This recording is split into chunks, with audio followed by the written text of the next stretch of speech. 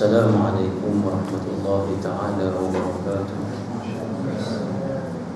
Alhamdulillahilladzi arsala rasulahu bil huda wa dinil haqq liyudhhirahu 'ala ad-din kullihi walau karihal kafirun. Asyhadu an la ilaha illallah wa asyhadu anna Muhammadan 'abduhu wa rasuluh. Qala rabbi shrah li sadri wa yassir li amri wahlul 'uqdatam min lisani yafqahu qawli. Amma ba'd. Sahabat Tuan Pengurusi, Tuan Imam, kaum muslimin dan muslimat yang Allah sekalian, alhamdulillah, pertama dan selamanya kita manjatkan kesyukuran kepada Allah Subhanahu wa taala di atas limpah kurnia nikmat iman, nikmat Islam, nikmat umur dan nikmat masa. Sama-sama kita berada di rumah Allah ini sampai kita selesai mengerjakan salat fardu maghrib. InsyaAllah pada malam ini kita menyambung di bawah bab bagaimana untuk saya hidup sebagai seorang Islam. Yang pertama, musannif menetapkan ciri-ciri untuk hidup sebagai seorang Islam. Untuk kita mesti mengetahui tujuan kita dihidupkan. Allah Subhanahu wa taala berfirman dalam surah Az-Zariyat ayat ke-51, "Wa ma khalaqtul jinna wal insa illa liya'budun." Tidak aku jadikan jin dan manusia itu melainkan untuk beribadah kepada.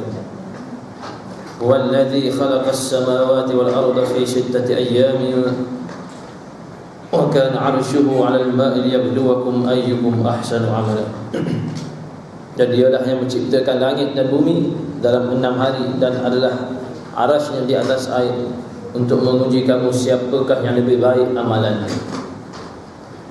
Bila mana kita tahu tujuan kita dihidupkan iaitu untuk beribadah kepada Allah, maka dengan segala gerak kerja yang kita lakukan, bermula daripada kita bangun tidur hinggalah kita tidur balik, kesemuanya dalam ruang lingkup apa yang diperintahkan oleh Allah dan dilakukan oleh Nabi. Yang mana ibadah itu dia bukan semata-mata di dalam masjid sahaja, bukan semata-mata kita berzikir, bukan semata-mata kita baca Quran maka kita tak boleh buat benda lain. Ibadah itu segala yang kita lakukan, yang pertama dia mengikut syariat Islam, dia tidak keluar daripada landasan Islam, itu dikira ibadah. Yang kedua, kita perlu melakukan ibadah itu dengan ikhlas. Ada dua ciri-ciri ini, maka segala yang kita buat dikira pahala. Kalau suami pergi kerja niat kerana untuk mencari rezeki yang halal, untuk menampung kehidupan keluarga, untuk beri pendapatan, nafkah zahir, makan minum, tempat tinggal, pakaian dan sebagainya, maka bermulanya dia pakai baju nak pergi kerja, dia berjalan naik kereta ke naik motor, naik LRT apa semua dikira pahala. Isteri di rumah walaupun tidak bekerja masih lagi boleh mendapat pahala. Niatkan menguruskan rumah tangga, menjaga makan, pakaian, minum suami dan anak-anak, memasak, mengemas dan sebagainya, semuanya untuk membantu suami, meringankan beban suami, maka dikira ibadah. Anak-anak yang pergi belajar sekolah, beritahu kepada mereka bahawasanya dia pergi sekolah bukan sebab kewajipan orang lain pergi, dia kena pergi, tetapi dia pergi sekolah untuk dia tidak jahil dan untuk dia kenal Allah. Segala ilmu yang dia belajar untuk dia lebih kenal dan rapat dengan Allah. Maka apa juga yang dia lakukan, dari mula dia belajar sampai dia ambil periksa, sampailah result keputusan dia keluar nanti, semuanya di bawah aturan Allah. Allah jaga dia. Jadi niatkan kerana Allah, maka pahala berjalan tak berhenti-henti. Maka bila Allah jadikan manusia itu, akan ada pengakhiran kita, iaitu di padang mahsyar nanti, sama ada ke syurga ataupun ke neraka. Dua sahaja. Dia tak ada atap pagar, dia tak ada RNR tengah-tengah, tak ada. Sama ada syurga ataupun neraka. Lalu tujuan Allah jadikan manusia untuk beribadah Allah nak tengok ayyukum ahsanu amala. Siapa yang di antara kamu hamba-hambaku yang lebih baik amalan. Maka yang baik, yang ikut perintah Allah, yang melakukan ibadah, insya-Allah ke syurga tempatnya. Siapa yang ingkar, lawan perintah Allah, banyak buat kesalahan kepada Allah, maka ke neraka tempat. Lalu kita pilihlah dengan ruang masa yang Allah bagi pada kita ni, apa juga yang kita lakukan, niat kerana Allah, niat untuk mendapat pahala ibadah, maka secara percuma kita akan dapat. Dan buat yang terbaik, kerana Allah menilai, Allah nak tengok siapa yang lebih baik. Kita banyak buat amal ibadah, kita dapat, bukan orang lain dapat. Kita penat, kita susah, kita jaga macam-macam bantal larang demi untuk ikut perintah Allah, maka kita yang akan dapat hasilnya nanti. Orang perempuan di dunia penat, tutup aurat, panas tak selesa. Sekarang ni musim panas, tapi mereka bertahan juga di dunia. InsyaAllah tempatnya di akhirat nanti yang terbaik dalam syurga. Jadi jaga semua benda ni. Kadang-kadang manusia dia kata tak apa ustaz, Allah Maha mengetahui, Allah Maha penyayang. Lalu dia buat suka hati dia nak buat apa. Macam baru ni anugerah juara lagu tak lama ni anugerah meletup pula. Agak-agak lah dua program tu, dia mengundang redha Allah ke dia mengundang murka Allah? Dua je. Apa kita buat, Allah redha ke Allah murka? Dia tak ada tengah-tengah. Allah Maha mengetahui ustaz. Kami golongan-golongan seni inilah cara dia kami nak menjulang nama, nak mendapat rezeki. Nanti jawab akhirat situ. Baik, faham? Jadi ibadah tu bukan semata-mata dalam masjid. Dalam masjid ya, itu ibadah yang khusus, yang wajib kita buat. Yang di luar semua benda boleh dikira ibadah.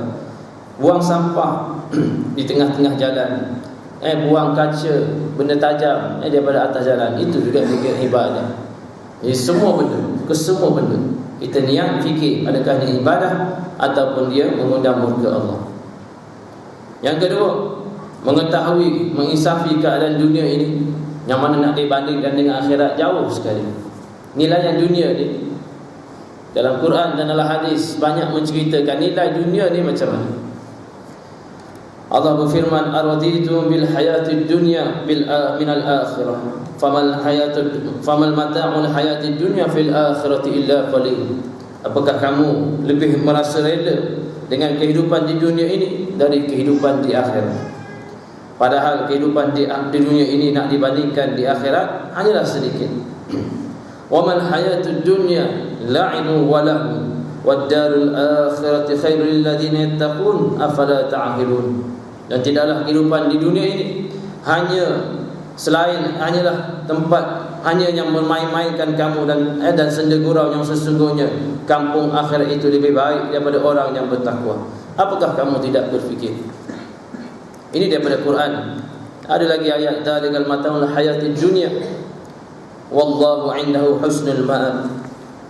Itulah kesenangan hidup di dunia, dan di sisi Allah tempat kembali yang lebih baik. Memang dunia ni kalau kita tengok, dia mempermain-mainkan kita, dia memperkotak-katikkan kita.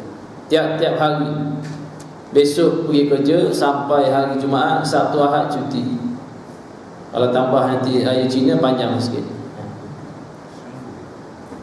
Nanti kerja balik, siang kerja, malam balik, rehat, besok pergi kerja. Begitulah hari-hari, tiap-tiap tahun, berpuluh tahun dunia mempermain-mainkan kita. Nanti mata terpejam terus, mati, habis semua yang dia kejar tu, semua jadi milik orang lain. Ambil insurans tu untuk orang lain, bukan untuk dia, walaupun atas nama dia. Dia kena cari insurans untuk masuk dalam kubur. Yang tu tak ada orang jual lagi insurans tu. Insurans dalam kubur. Insurans masa hidup ni ada, insurans dalam kubur. Apa dia insurans dalam kubur? Yang tadi yang kita bincangkan. Ibadah, amalan, kebaikan, kebajikan yang kita buat masa hidup, itulah dia bekalan kita, insurans dalam kubur dan nanti di pada mahsyar besok. Sebab itu manusia sewaktu dia hidup, dia mencari perkara yang akan ditinggalkan, iaitu harta. Cari harta tu dia akan tinggalkan. namun dia tidak usaha untuk mencari sesuatu yang pasti akan menemani, yaitu amal ibadah. Itu yang akan menemani dalam kubur. Kat dunia sungguh-sungguh dia cari harta. Kalau boleh bekerja tu 24 jam dia nak bekerja. Sehari tu, seminggu ada 7 hari, kalau boleh seminggu ada 8 hari dia nak bekerja. Nak OT lagi, outstation lagi, duit. Kerja duit. Cukup tak cukup. Dapat nak lagi. Itu dunia. Dia tengok penat dunia. Ni malam, besok siang, malam esok, siang ni, esok. Dunia dia permain-mainkan kita. Kita rasa dunia ni nikmat, kita rasa seronok dengan dunia. Allah bagi tahu, kamu tak sedar bahawasanya akhirat itu nak dibandingkan dunia jauh sekali. Syurga nak dibandingkan dunia jauh. Tapi manusia dia leka dengan dunia. Dia rasa dunia lah tempat segala-galanya untuk dia. Tempat dia nak, dia kata orang kata hidup hanya sekali sahaja. Jadi dia rasa macam memanglah hidup tu sekali, dan tu dia balun semua. Dia buat apa semua Allah larang ke, Allah tak larang ke, dia buat semua. Lampu hijau, lampu merah, lampu kuning, semua dia larang. Tapi dia lupa yang kita akan dibangkitkan, manusia akan dibangkitkan daripada mahsyar besok. Di sanalah negeri kekal abadi. Yang nak dapat di sana tu memang tak boleh terbayar dengan akal kita.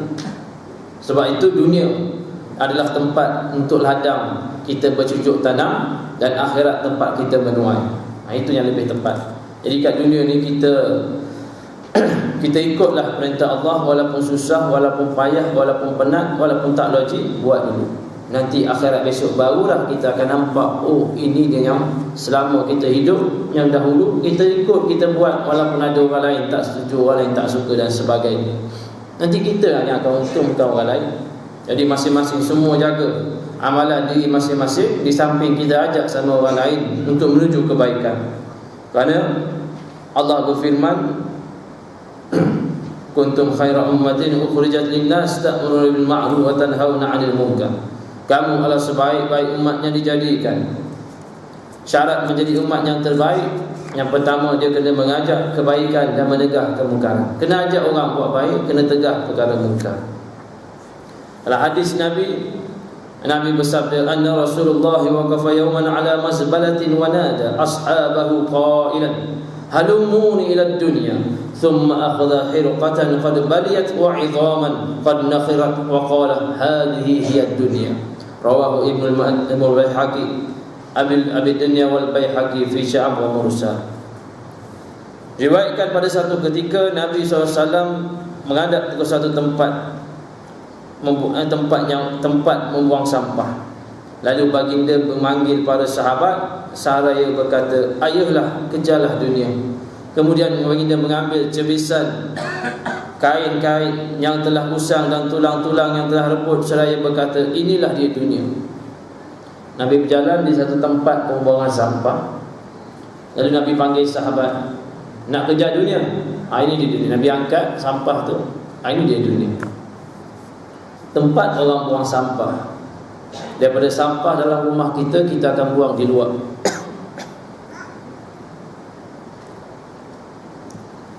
Selepas buang di luar rumah, lori sampah akan datang ambil. Dia akan buang sampah di satu tempat pembuangan sampah. Tempat pembuangan sampah tu, sampah-sampah tu tak ada nilai, orang pun tak nak lalu ke situ. Orang tak nak buat piknik lalu gitu. Lalu lori sampah pun kita tutup hidung, walaupun naik kereta. Tapi nanti ada orang cakap, ustaz, sampah-sampah tu yang dilupuskan nanti recycle, boleh buat bisnes pula. Bernilai sebenarnya ustaz sampah tu. Nampak dunia banyak sangat. Dalam hati tu banyak sangat dunia. Jadi sampah tu tak ada nilai sebenarnya. Lalu Nabi ambil sampah tu, yang tempat buang sampah, pembuangan sampah, Nabi ambil, ini dia dunia yang pegang. Maksudnya dunia tak ada nilai. Dunia tu macam sampah yang hari ni kita menghiasi dunia kita. Kita nak kejar nikmat dunia. Dunia tu macam sampah. Habis lepas ni balik rumah, pakai buang segala sofa, segala TV, buang motor, kereta, sebab sampah semua. Nak buang boleh, tapi bagi pada saya. Silalah guna apa yang kita ada. Nikmat dunia jangan melupakan kita kepada Allah. Dengan kereta, motor, dengan kemudahan hidup, memudahkan kita untuk datang rumah Allah, untuk mudah kita menuju ke majlis ilmu, pergi tempat yang baik. Gunakan sebaik mungkin. Jangan benda itu melekakan kita. TV, jangan TV melekakan kita. Ada kebaikan juga, ada rancangan agama, ada perkara-perkara yang baik yang kita boleh tengok. Gunakan sebaik mungkin segala nikmat yang ada untuk Allah. Yang dunia tu, yang jadi macam sampah tu, bila mana kita leka dengan dunia. Ada orang dia terlalu cintakan, dia sayang kereta motor dia, dia sanggup make up motor kereta dia sampai nak bersedekah malah. Nak bab nak bersedekah pun cukup payah. Tapi kalau bab kereta, bab nak make up kereta motor, tak kisah. Saya tak kisah ustaz, yang penting selesa, yang penting nampak cantik. Itu yang namakan zinatul dunia, kecantikan dunia. Mati kereta itu pergi pada orang lain. Walaupun masih hidup, isteri dia tak boleh bawa, anak dia tak boleh sentuh, main-main. Mati, habis. Orang main pusing-pusing, langgar terjatuh, kemek ke, apa kisah. Jadi jangan terlalu sangat cintakan dunia. Bab nak derma, payah. Bimbang, ni tabung tak jalan, patut masuk cerita ni, tolak tabung. Derma ni nanti waktu nak dalam syurga, ni ceritanya Nabi sampaikan. Orang yang menderma ni, andai dia masuk syurga, bila dia dipamerkan oleh Allah dengan nikmat syurga, hasil daripada sumbangan derma ni, derma masuk syurga. Lalu bila dia tengok nikmat tu dalam syurga, dah dapat nikmat syurga dah. Nikmat syurga ni yang tak terlintas akal kita, dah dapat nikmat dah, seronok dah. Tapi bila dia tengok, dia kata, kalaulah aku tahu macam ni punya nikmat, macam ni punya ganjaran dalam syurga daripada hasil dia derma kat dunia dulu, kalau boleh bagi aku hidupkan balik di dunia, aku nak sedekah lebih lagi. Nikmat dah dapat dah, ganjaran syurga dah dapat. Tapi dia tengok kalau macam ni, dia nak minta kembali ke dunia untuk derma banyak lagi. RM1 dah dapat dah nikmat dalam syurga, tapi rupanya besar nikmat tu. Kalau boleh nak derma RM10 lagi besar. Dalam syurga dia rasa tamak, dalam syurga tak apa, dia nak tamak dengan nikmat. Tapi tak boleh dah, dunia pun dah dikiamatkan, dah dibinasakan, tak boleh hidup kat dunia. Sebab itu masa hidup kat dunia, sedekahlah banyak. Jangan rasa RM1 dia sekali lebih sikit, warna hijau, warna RM5. Dia sekali RM10. Kadang-kadang tersasul, tersilap, terbagi RM20. Duit RM10 warna merah, duit RM20 warna kuning, kadang-kadang lebih kurang. Kadang terbagi RM20, tak apalah, terbagi tu kata tak apalah, RM10 tu kita lebihkan sikit bulan ni, tak apa. Jangan rasa sayang Allah terlepas, Allah tak sedap hati. Ataupun RM1 dengan RM50, warna lebih kurang sama, cuma beza besar sikit. RM50 tu besar sikit. Kalau main tarik tu kadang tak perasan. Tengok duit Allah, termasuk RM50 tu punya. Cari nombor Tok Imam, pengurusi surau telefon. Saya ni bukan apa, saya serba salah juga nak cakap, tak cakap pun tak kena juga. Saya terderma lebih sikit. Terderma lebih, ada terderma. Boleh tak kalau saya nak ambil sikit, dia ambil RM49, RM1 dia derma. Sungguh-sungguh dia nak ambil. Tak apalah, sekali-sekala terbagi ke terderma, tak apa, lepaskan. Jangan rasa sayang sangat dengan dunia. Sebab bab makan, bab membeli belah, kita tak kisah tu. Bab makan, orang tak kisah, tak apa ustaz, nak makan lebih kurang lah. Makan tu lepas ditegak je, masuk dalam perut, keluar najis, warna sama, bau pun sama. Kan ada makanan mahal, buang najis tu jadi wangi, tak ada. Tapi orang tak apa ustaz, nak makan tak kisah. Makan tu yang binasa sekejap habis, masuk je keluar habis dah. Tapi yang derma ni sampai ke padang mahsyar besok, walaupun sikit, tabung tak gerak lagi. Patut masa ni tolak tabung tu, biar berat sikit, tak apa. Biar nak tolak tu berat sebab penuh. Jangan ringan sangat, Allah ringan sangat. Ringan pusing balik. Jadi itu yang nak diberitahu, dunia ni sampah je. Akhirat tu nak dibandingkan dengan dunia, jauh. Jadi kita nak kejar akhirat ni, dunia. Masa kat dunia ni laporlah saham, invest. Kita nampak dunia investment, sekian masa nanti beranak dapat macam 10 tahun kita kita mati. Kita pun tak sempat rasa nikmat tu. Orang lain dapat. Jadi yang dapat untuk kita tu, yang kita derma tu confirm kita punya. Kita akan collect akhirat esok. Itu investment yang orang lain tak boleh kacau. Jadi pilihlah, kita nak investment dunia yang mungkin kita boleh rasa, ataupun mungkin kita tak sempat rasa, mati dulu. Orang lain pula dapat untuk yang kita memang confirm kita punya. Tu yang kita keluar, lagi banyak kita keluar, lagi banyak untuk kita. Walaupun kita rasa lagi banyak keluar dekat dunia, macam habis. RM100 kita keluar, macam sedekah RM20, rugi RM20 pergi pada orang lain. Masjid ke, anak yatim ke, rumah orang tua, orang kena bencana, kebakaran dan sebagainya. Kita kata, dia dapat. Tak, sebenarnya kita dapat nanti akhirat besok. Kita nampak macam sebab dunia banyak sangat dalam hati. Bagi duit, tu orang dapat. Kita punya RM80 tu kita rasa kita punya. Walhal RM80 tu dia pergi pada kedai mamak, makan kedai mamak, habis RM30. Makan tu makan ni, nasi biryani, kepala ikan, kepala kambing, habis semua kepala dia makan, dah RM30. Mahal sekarang kan. Makan patin, patin tu RM12, RM18, RM20 pada. Dalam pening lah. Makan habis, keluar najis. Habis lagi duit tu, pergi beli barang-barang dapur, habis kat kedai muncik pula.